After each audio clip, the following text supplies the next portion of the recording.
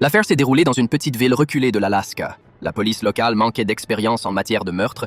C'est pourquoi 2 agents ont été envoyés en renfort depuis Los Angeles. Le détective célèbre Jack et son partenaire de longue date, Bob. Leur accueil a été assuré par Mary, une policière locale qui est une grande admiratrice de Jack. Elle avait étudié tous les cas auxquels il avait participé. Dès le début, Jack a repéré la connexion entre le tueur et la victime.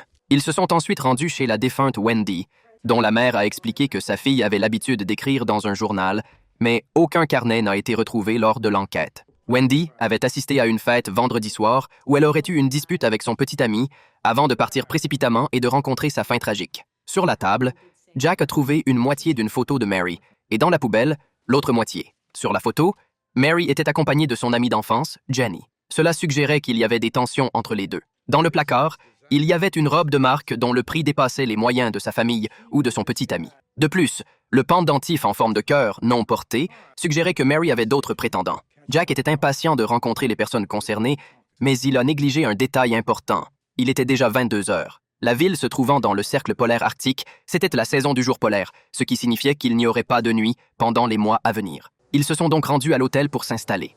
Tous deux savaient que ce n'était pas une simple mission de travail, mais plutôt un exil politique. Des hauts responsables du département de la police de Los Angeles en voulaient à Jack et avaient étendu leur influence jusqu'à Bob.